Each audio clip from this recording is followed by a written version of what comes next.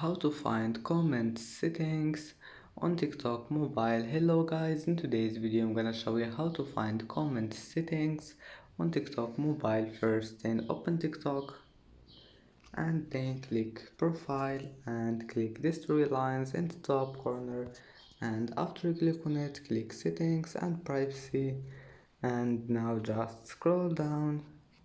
Here you will find privacy, click on it and then scroll down, click comments,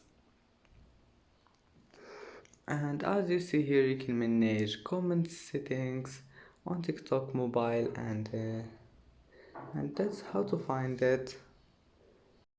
And that's it for today's video.